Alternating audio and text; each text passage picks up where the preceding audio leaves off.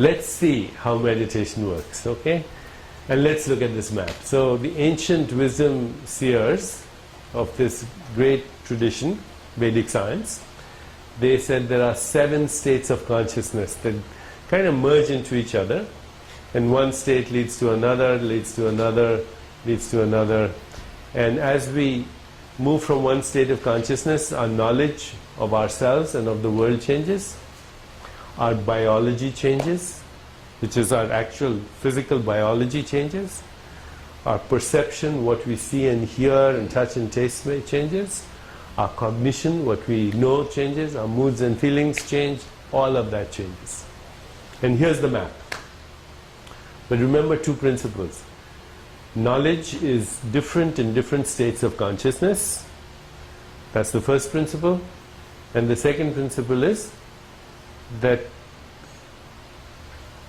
not only is knowledge different in different states of consciousness, reality is different in different states of consciousness. Because reality is what we see and hear and touch and taste and smell and think and feel and all the things we mentioned. So both things change. Knowledge changes and reality changes, and of course our biology changes. Here are the 7 states of consciousness as defined, that structure the map of consciousness. The first state of consciousness is deep sleep. You say, well, am I conscious in deep sleep? Am I aware in deep sleep? And the answer is yes. Not very aware, but some awareness is there. You know, you're fast asleep and I come and say to you, hey, Mr. Smith, your house is burning down. Get up. Let's go. You'll respond. That means at some level you have awareness. Not too much, but some. And of course, if you are bonded with someone emotionally and spiritually like a mother and a baby, then even when the mother is fast asleep, she can feel if the baby is upset or baby is hungry, she'll wake up. You know, she's aware. There's an awareness there, even in deep sleep. The second state of consciousness is the dream state. Okay, so in the dream now we are having more experience than we were having when we were fast asleep. In the fast asleep state there was hardly any experience, but now in the dream state we are having all kinds of experiences, you know. We go shopping in dreams, we have relationships, we talk to people, we find an environment and we interact with the environment. And so there's a repertoire of experience in the dream state. There is a subject-object split in the dream state. I hope you realize what that means. That means in the dream I see myself as a person and I see other people as people who are different than I am. So there's a subject-object split. That's me in the dream, that's all these other people in the dream, these are the buildings, the scenery in the dream. Okay, so last night if I dreamt that I was in India and that I met the President of India and he thanked me for bringing the message of India to the rest of the world, then he invited me to his presidential palace. Then in that dream there was me, the President, the journalist, the President's palace and all of that. It's only after I wake up that I realized that, you know, all of that was in a sense me. Even in the dream there seemed to be a subject-object split. There was me, the President, the palace and all of that. Different things. But when I wake up then I realize that that subject-object split, that means me and the objects of my perception as being different things, was not a real split. It was an imaginary split, because in the deeper reality I was all of those things. But I don't know that for sure till I wake up. And what do I wake up to? I wake up to the third state of consciousness, which is the waking state of consciousness. So right this moment I'm hoping that all of you are in the waking state of consciousness and not in the sleep state or the dream state of consciousness. So here we find ourselves in the waking state of consciousness, and we think about last night and the dream state of consciousness. We say that wasn't real, that was just a dream. This is very real. Okay. And in this reality, I'm sitting here, Deepak Chopra, and you're sitting all over there, and we have a bright sunshiny day. We can look outside and see the beautiful grounds here at the Chopra Center, and you know, there are all these different people, the massage therapists, and you know, this is real. This is so real, you can't convince me that it doesn't seem to be real. You know, if I pinch you, you hurt. If I bump into this, it hurts. Everything is solid. And we'll see as we move a little bit that yes, it's real, but it's real only for the waking state. What we are calling reality right now, La Costa, me, you, all these beautiful colors, all these lovely people, this environment, it's real. But it's real just for the waking state of consciousness. It's just real only for the waking state of consciousness, because, you know, when I was dreaming, that was real too. But it was real only for the dream state of consciousness. Now it doesn't seem real. So, the seers who made the map that we are talking about, they said, when you move from this state of consciousness to the next state of consciousness, then you look back upon this and you'll say, oh, you know, that was an interesting dream too. So is this a dream? Is this real? It depends on which state of consciousness you're in. Okay, if you're in waking state of consciousness, it's totally real. Don't deny it your reality.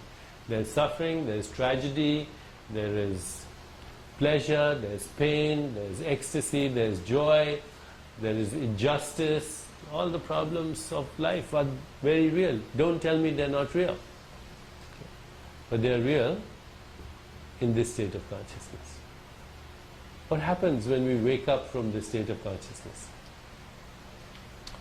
When we wake up to, what would you think is the next stage of consciousness? If this is the third, what's the next? Anyone? Well, what comes after 3? So let's call it the fourth state of consciousness. What happens in the fourth state of consciousness? The fourth state of consciousness, which in traditional wisdom traditions, it's called many things. It's called transcendental consciousness. I'll tell you why it's called that. It's also called glimpsing your own soul. Glimpsing, just having a little glimpse of your own soul. Why do we call it transcendental? Because this fourth state of consciousness, it transcends. What does transcend mean? Goes beyond the world that we normally live in. The world that we normally live in is a world of space-time and causality. Everything here is in space and time. You're sitting in that location, I'm sitting in this location. So that's the world of space where you and I are separate. Also time, there's a past, there's a present, there's a future. And also causality. This causes this and this then becomes the cause of that. So the ordinary world which we inhabit and experience through our 5 senses is the world of space-time and causality. When we transcend this world of space-time and causality, go beyond this world of space-time and causality, then we call that glimpsing the soul. Because the soul is not in this world. The soul is not of this world. Yesterday or before, when we talked about, we said the soul cannot be found in the brain, it cannot be found in the body, that it exists in the gap. But the gap, where is the gap? There's the same gap between your thoughts and the gap between my thoughts. And in fact, when we defined the gap, we called it non-local. We said it's a domain where everything is inseparably one with everything. In science, they refer to that as acausal, which means without cause. Non-local, which means you can't find a location. You know, anything that has no location in space or time. Acausal, non-local, quantum mechanical. Quantum mechanical means at a very deep level of nature, subatomic level of nature, beyond subatomic level. So acausal, non-local, quantum mechanical, interrelatedness, where everything is instantly synchronized and related to everything else. So next time you're at a cocktail party and you want to show off and somebody says, so what's a soul? You say it's a domain of acausal, non-local, quantum mechanical interrelatedness. Okay? Pretty good definition of the soul. It's beyond space-time. It has no cause. It has no location. And over here, everything is inseparably connected and synchronized instantly with everything else. We said yesterday there are 5 qualities to this. It's a field of infinite possibilities. Everything is connected to everything else. There's a proliferation of uncertainty. There is quantum leaps of creativity. And there's observer effect. It's where you co-create with God or co-create with the infinite source consciously. Okay? Now, of course, you know, when you go to the writings or the sayings of the ancient seers, they didn't say causal, non-local, quantum mechanical interrelatedness. They used simpler language. They said, water cannot wet it, wind cannot dry it, weapons cannot shatter it, fire cannot burn it, it's ancient, it's unborn, it never dies. But they're talking about the same thing. Something that is unborn cannot die. Something that cannot be destroyed by fire, water, and everything else that we know couldn't be in the material world. Something that has no beginning in time and no ending in time also doesn't have a location. Because as soon as you say location in time, so what was there before the beginning? If there's an ending in time, what's there after the ending? If there are edges in space, what's there after the outermost edge? So today quantum physics says that's a ridiculous question. The question is wrong. Okay? You can't say what was there before the beginning because we live in a universe that has no beginning. But you say, oh, what about the Big Bang, you know, 13.8 billion years ago? What was there before the Big Bang? And scientists will immediately tell you that before the Big Bang was the potential for the Big Bang, where space-time, energy, information and matter all existed as a field of infinite possibilities. So the question itself, where, when, becomes irrelevant when we enter the 4th domain. Okay? And that's what exactly the seers of India said. This is a domain that transcends space-time and causality. But so when we start to experience that domain through meditation, we start to feel that we're glimpsing something that we didn't glimpse before. Now, you know, we may not know soul, we may not know all this which I'm telling you, and even if I hadn't told you all this, you would start to experience something. The reason why I'm telling you all this is that when you know something and then you experience it, it makes a little more sense. Otherwise, it takes a little while to figure it out. But, you know, even without my explanation, you would all figure this out. Because once you have the experience, you will figure it out. It might take a little longer. Having the explanation, having the map, you figure it out a little faster. Okay.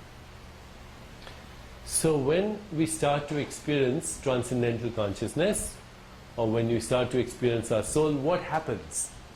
Well, what happens is we start to feel that there's something more to everyday reality than meets the eye. Just that. Okay, there's a famous poem of the great Sufi poet Rumi. And in this poem he says, this is not the real reality.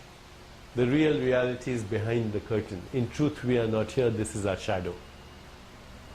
This is not our real reality. The real reality is behind the curtain. In truth, we are not here. This is our shadow. So you start to peek in a little bit behind the curtain. Something is happening there, which is what is projecting itself as here. I think I may have used this poem before, but it's from Walt Whitman, where he says, when he glimpsed his soul, he said, I must not be awake, for everything looks to me as it never did before. Or else I'm awake for the first time, and all that was before was just a mean sleep. Okay, so he's talking about what we're talking about.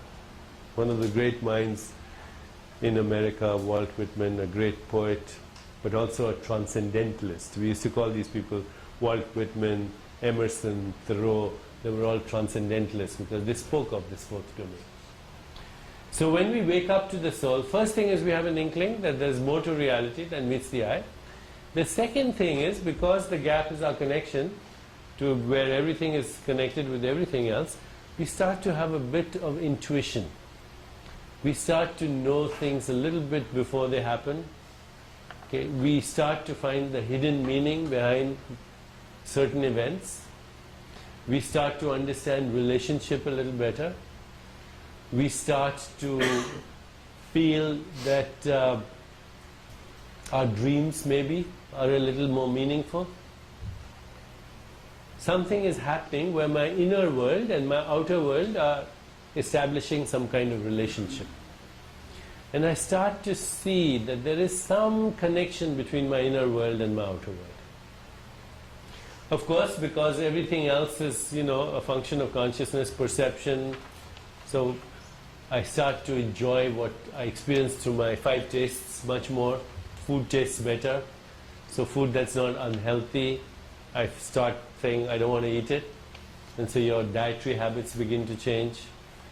Because your senses are refined, if you're smoking, you say I don't want to smoke anymore. Because your senses are refined, you don't want to put things in your body that hurts your body. It's just your body is saying, I want to enjoy life more. So your health starts to improve, your toxic habits start to fall away, your relationships start to improve, your social interactions start to improve. You don't feel like fighting or arguing over simple, ridiculous things. And so there's a change, and people will notice the change. They'll say, what are you doing? There's something different about you. You're losing weight if you're heavy, etc. Okay. Everything starts to improve. In one word, we can say the quality of our life begins to improve. Nothing so far that's magical or miraculous or extraordinary or supernatural or anything like that. Okay? Just a general improvement in all these areas of our life, and a little intuition. Okay, so that's the fourth state, also called transcendental consciousness, also called glimpsing the soul. Now, very interestingly, if you're a biologist and you want to measure somebody's brain waves, you'll find that the brain waves are different in sleep than the brain waves in dreams. The brain waves in dreams are different than the brain waves in waking consciousness. And the brain waves, when you're glimpsing the soul, or when you're even doing simple meditation, just going into the gap now and then, the brain waves are different. They're completely different from the ones in waking state. So your biology is different, your physiology is different, the way your brain functions is different. Now, by and by, you start to move into even a more expanded state of consciousness. And naturally, since the last state of consciousness we spoke about was the fourth state, the next state of consciousness is the fifth state. The fifth state is also referred to in the wisdom traditions as cosmic consciousness. And in India, very frequently, we refer to it also as Christ consciousness. And the reason it's referred to as Christ consciousness is that Christ said something in one of the Gospels that suggests that he was talking about cosmic consciousness. So I think it's in the Gospel of John. I might not be 100% sure, but it's one of the Gospels that Christ says, I'm in this world and not of it. So are you familiar with that expression, I'm in this world, I'm not of it? I'm in this world and not of it. And in our language, we would say that that phrase means that there is simultaneity of local and non-local awareness. Simultaneity of local and non-local awareness. What is local awareness is the same thing. Awareness in this domain of space-time and causality. That's local awareness. Non-local awareness, awareness in that non-local, acausal, quantum mechanically interrelated domain. when I experience both at the same time, then I'm in this world and not of it. Okay. So you say, well, that sounds very interesting. What does it mean? What it means is that you might have the actual experience, and you will have the actual experience, that your body is fast asleep, but you as spirit is observing that body in deep sleep as if from the outside. So once again, your body is fast asleep, but you as the spirit is observing that body in sleep as if from the outside. Or your body is dreaming, and you as the spirit is observing that body in the dream state. Or your body is sitting in a chair and giving a lecture. So when you have the simultaneity of this experience, local and non-local, in all the other three states, when you have the simultaneity of local and non-local, in all the other three states, which means in waking, in dreaming and sleeping, that's called cosmic consciousness. There's a clear separation between this is the activity of my body-mind in sleep, but I'm not my body-mind, I'm the one who's watching it. So how could I be that? Or this is the activity of my body-mind in dreams, but I'm not in the dream state, I'm watching the dream state, so I'm not that body-mind. Or this is the activity of my body-mind, it's playing tennis or golf or something. Oh, there is my body and my mind involved so much in that golf game, I'm watching it. Okay, so you can say local and non-local awareness is also the alert witnessing of all the roles that your body and mind play all the time. We don't realize this, but our body-mind is playing a role. And what's the role? Well, I'm this guy who wrote these books and knows all this stuff and he's giving you this lecture. But then, as soon as I leave this lecture, my son may call me from Los Angeles and say, Dad, you want to go out, have some fun tonight, let's go see a movie. Then I'll suddenly play the role of a father. Then, of course, I might be thinking of a patient. I might start playing the role, my body-mind might start playing the role of a doctor. Play the role of a brother, of a child, and of course I've played so many roles already, Every day I'm switching roles. It's like all these people who are competing for the use of my body, There's a doctor, there's a teacher, there's a husband, there's a son, there's a father, there's a brother, all these different people, and they're all competing for the use of one body. Like all these multiple personalities. I start to recognize that my spirit is not the roles I play. My spirit is the alert witness of the roles I play. Furthermore, even my body-mind has played many roles. Once upon a time it was playing the role of a teenager. Certainly this is not the body of a teenager. Once upon a time it played the role of a child. One day it will play the role of an old man. So which one of those is me? And so there's an internal realization in cosmic consciousness, I'm not the roles I play. I'm the alert witness of the roles I play. And whilst it may be my destiny to play an infinity of roles, I'm not those roles. Because the detached observer of the roles has woken up. And that detached observer of the roles is fully awake even when I'm sleeping, even when I'm dreaming, even when I'm doing whatever else I'm doing. It's a great liberation. It's a great liberation because your body goes through the experience of suffering, of pain, of all these opposites, but now you say, it's fine.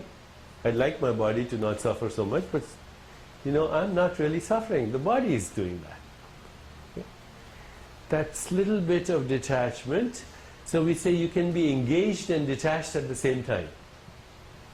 You can be engaged and detached at the same time.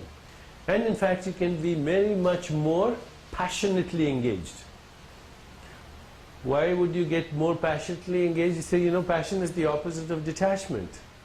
So how can you be detached and passionate at the same time?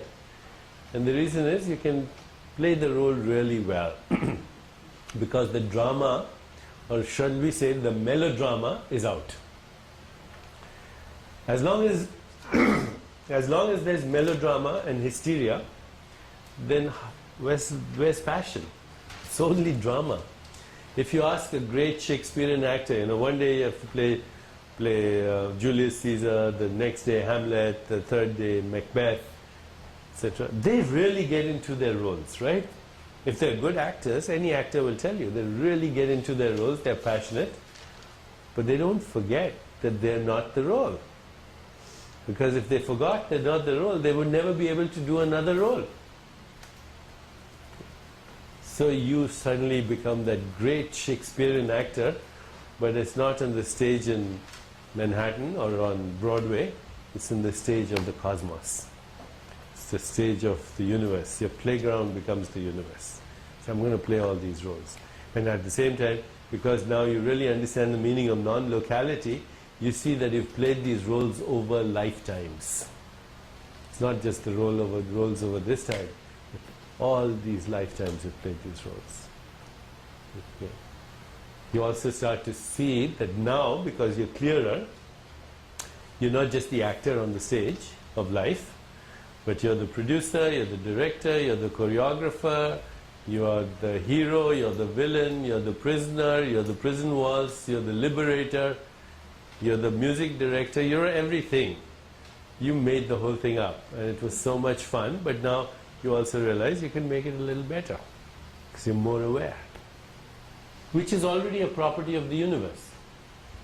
Which is already an activity of the universe. How does a human body think, thoughts, play a piano, kill germs, remove toxins, make a baby all at once?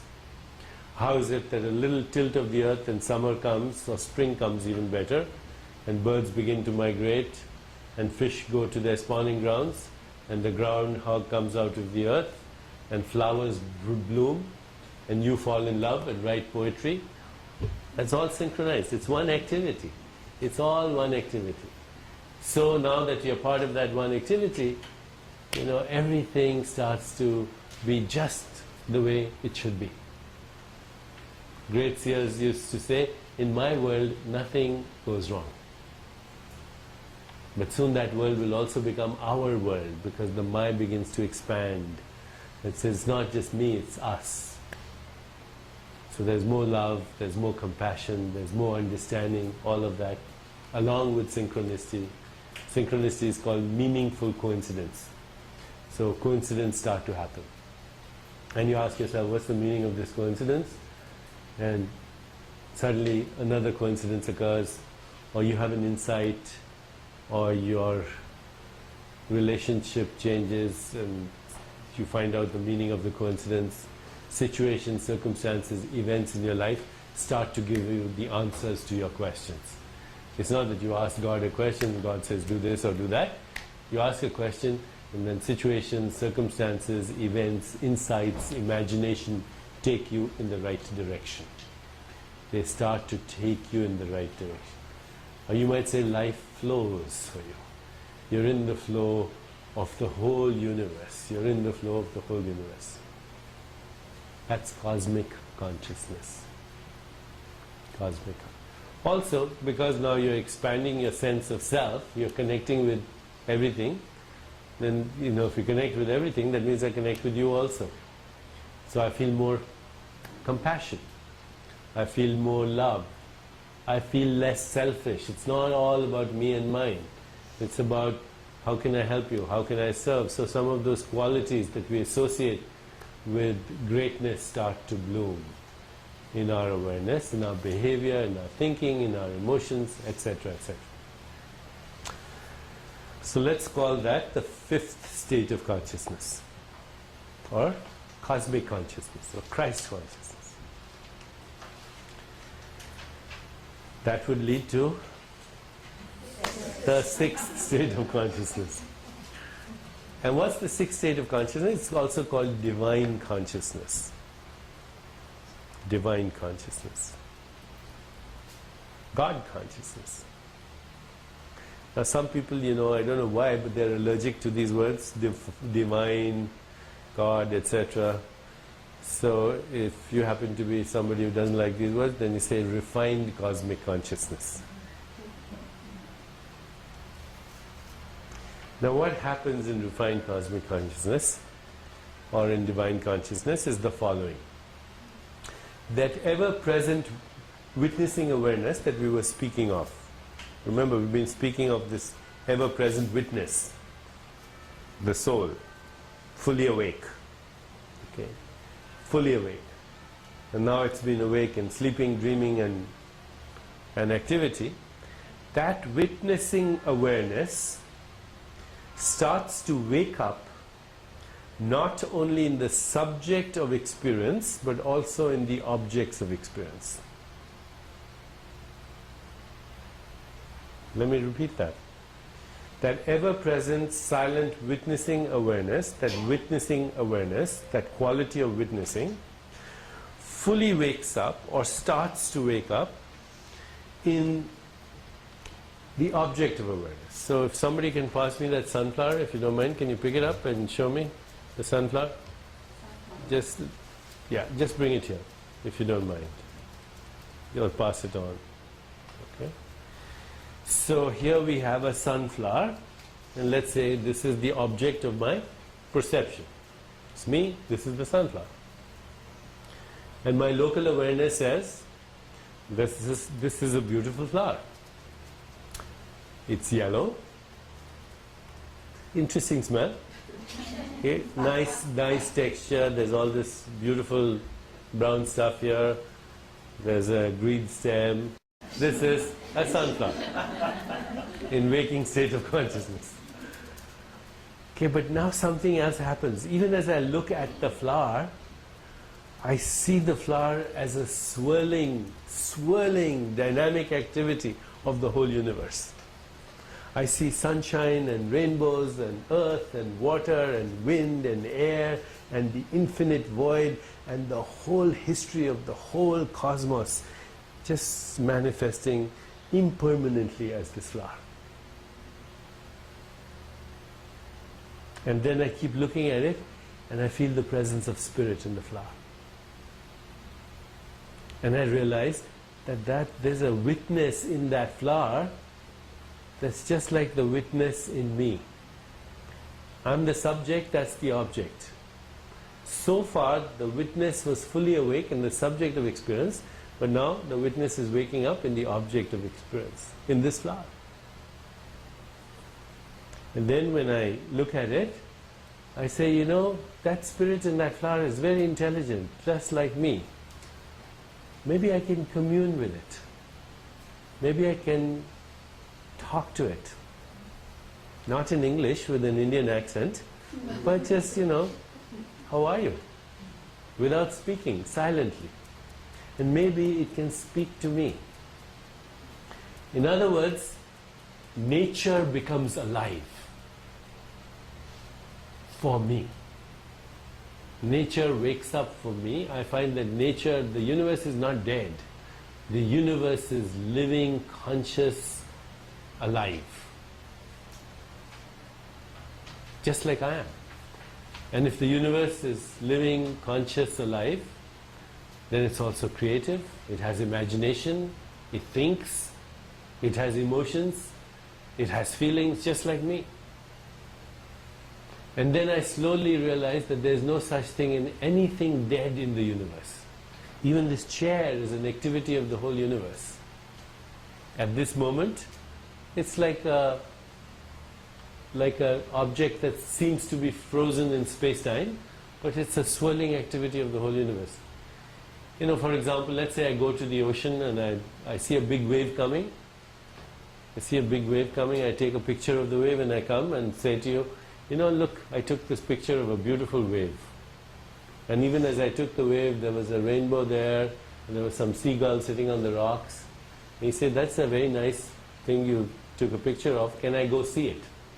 So we go back and there's no wave. The picture I took of the wave is gone. The rainbow that was there in the picture is not there. The seagulls have flown away. You say, hey, you lied to me, you took that picture to me. What did you take a picture of? Because what the picture that you took and what I came to see is not the same thing. And that was because with the picture I took, it froze the activity of the universe into that one moment. Right? So when you perceive anything, you freeze the activity of the total universe into a sunflower, into an object, into a person, into a chair. What we call an object, in Buddhism they say, first thing you have to realize is there are no objects. The second thing you have to realize is there's no person. Both the object and the person are simultaneously impermanent activities of the whole universe. And perception is like taking a picture. And by the time you take the picture, the universe has already changed into something else. Of course, from moment to moment we don't see that. From moment to moment I don't see that your body is changing. But show me a picture from 10 years ago and I'll show you that it is changing. Everything is transforming, and there is no such thing as a fixed object. There is no such thing as a fixed person. And there is no such thing as a separate self. You begin to start to have these inklings. Yes, inklings. But now because you commune with the Spirit in this, you can have a dialogue, and then you can ask it to do things for you, and if it responds, let's say you talk to the clouds, and you say, will you rain? And it starts to rain, then we call that a miracle. Right? A miracle is something we don't have an explanation for. So the word miracle in English comes from the Latin word mirare. It means to be filled with wonder. And the reason we say it's a miracle is we didn't know what happened. But once we know what happened, then do we call it a miracle or do we call it science? Call it science. The difference between a miracle is a science and science is something we have an explanation for, which does not make it less miraculous. The fact that there is a little electron firing plus minus charges in your brain and it gives you the experience of red, that's a good explanation, but that makes it even more miraculous. How would a digital binary code of electrons or photons across a cell membrane in the nervous system produce thought or color or sensation or sound or touch? Isn't that even more miraculous? So in God consciousness or divine consciousness, everything starts to become miraculous. Both the ordinary and the extraordinary becomes miraculous. It's the world of miracles. Now, of course, I took the example of the sunflower, but I said the witness has woken up in every object, not just in the sunflower. The witness has woken up for me in you, in this chair, in these walls, in the lamp, in the building. So once the witness is woken up in everything, then there's nowhere I can go where there is no Spirit.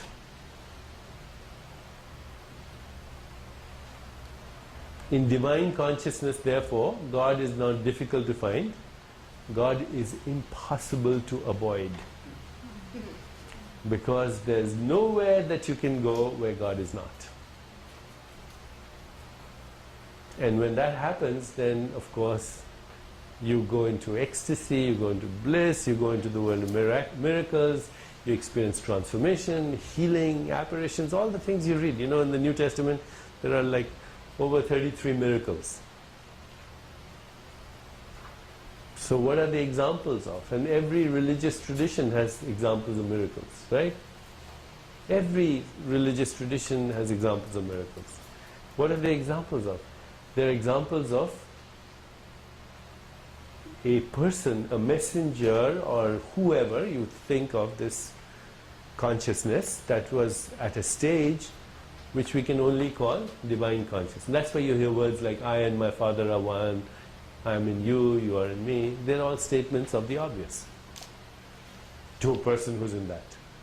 So the world of the miraculous and the magical opens up. This is the sixth state of consciousness. So something comes after sixth state of consciousness, and we call it the seventh state of consciousness. By the way, before we go into that, there's a beautiful story of Ramakrishna, who was one of the greatest teachers of India in the tradition of Vedic thought, this meditation that we're doing. There's a beautiful story of him where one day he was praying to the Divine Mother. You know, in India there are many images of God. God cannot ever be expressed in an image, but the human mind wants images. So in India there are many faces or images of God, not just a single dead white male in the sky. Okay? So there are many feminine images of God, God as the Divine Mother. And Ramakrishna was a great devotee of God. He used to pray to God as a Muslim. And when he prayed to God as a Muslim, his face, everything would become like he was a Muslim. He would pray to God as a Hindu, and then he would look like a Hindu. He would pray to God as a Christian, and everything about him was Christian. He'd pray to God as a woman, and his body would turn into like that of a woman with breasts and everything. His body would change when he prayed to God like a woman, because his consciousness would change. So, you know, depending on your kind of frame of reference, he was a little weird, or he was really the field of all possibilities, infinite possibilities. So one day Ramakrishna was praying to the Divine Mother, the feminine face of God, and suddenly he broke into this state of consciousness that we call divine consciousness. And at that moment he saw God everywhere. He felt God's presence everywhere. The walls, the roof, the floor, the utensils with which he was praying, everything started to vibrate with divine presence. He didn't know what to do, but he was so ecstatic that he started to dance. And he kept dancing till he was exhausted. And from then on he was in divine consciousness forever. And people talk about all the miracles that occurred around him, etc. Now, if you heard of the great Sufi poet Rumi, he once also broke into divine consciousness. He started to whirl, and he kept whirling, and as he whirled in his dancing, he uttered 6,000 poems. And the university students in Konya, where he used to be a professor, there were scribes, and they were trying to write down the poems as fast as they could. They couldn't keep up with it. That body of poems, 6,000 poems, is called the Masnavi. It's the most amazing spiritual knowledge, and it's in ecstatic poetry. So different kinds of knowledge starts to pour out of it. Okay, so then from there we move, the sixth state of consciousness, we move to the seventh state of consciousness. In the seventh state of consciousness, the ever-present witnessing awareness in the subject of experience and the ever-present witnessing awareness in the object of experience, they are not only fully awake, they are not only fully woken up, but they merge, they become one. So the subject, the witness in the subject of experience and the witness in the object of experience become one. And suddenly you realize, you know, all the while there was only one witness, and we were pretending that there are all these different witnesses. That, you know, right now I think there's a spirit inside you, and the spirit inside me, and the spirit inside all this, and, you know, at some level I know that they're the same spirit, but now I really know that there's only one witness, and I am that one witness. Not me as Deepak Chopra, not me as this body-mind, but you go beyond the body-mind, and there's only one witness. And I'm that one witness. And the whole universe is the activity of that one witness. The whole universe, not only this universe, but all these universes are the activity of that one witness. And you are that witness. And a long time ago I was in India, and there was a kind of a dialogue going on between the great Indian teacher Krishnamurti. I don't know if you've heard of him. He's a great teacher. Krishnamurti was talking, and there's a Hindu fundamentalist who kind of got up, and he said, I think you're denying the divinity. He said, I think you're an atheist. He said, the more I listen to you, the more I realized he was an atheist. So Krishnamurti looked at the fellow, scratched his head a little bit first. He said, you know, I used to be an atheist till I realized I was God. Which got the fundamentalist very upset. He said, are you denying the divinity of Krishna? Which, of course, in India is saying, like over here, if you said, are you denying the divinity of Christ? So the Hindu fundamentalist said, are you denying the divinity of Krishna? And Krishnamurti said, I never denied anybody their divinity. Why would I do it to Krishna? Now that seems a very outrageous statement, doesn't it? I am God. But read the Bible, you'll see. Be still and know that I am God. Psalm 44. Okay, people had experiences of unity consciousness. That when that spark of divinity in you merges with the ocean of consciousness, then what's the difference between the spark and the ocean? What's the difference between the water, the wave, and the whole ocean? Who are you? You are the water, you are the wave, and you are the ocean. You're all of them, aren't you? Why confine yourself just to the drop when you could be the ocean? Why say I'm only the drop? You know, the ocean has all these behaviors. The ocean rises in this wave, it falls, the water gets evaporated, it goes as a water vapor to the sky, then it forms a cloud, and then it rains, and then it's a little droplet again in the earth, then it's a waterfall, then it's a rivulet, then it's a river, then it's the ocean. But in all that journey, the drop doesn't lose its wateriness. It's still water. It's water as the drop, it's water as the wave, it's water as the water vapor, it's water as the cloud, it's water as the rain, it's water as the rivulet, it's water as the river, it's water as the ocean. And that's what you are. You're a spirit. You're a spirit as the baby, as the fetus, as the grown adult, baby before you were born, spirit before you were born, after you're born, in all the forms that you take. And when you can shift your identity from being just the wave or just the droplet or just the vapor into your essential nature as that wateriness in the ocean and the storm and the cloud and the river, then you're home free. You're where you started from. You know, when T.S. Eliot says we shall not cease from exploration, and the end of our exploring is to arrive where we started from and know the place for the first time. So the journey ends where it begins. You say, what happens after that? Depends on you.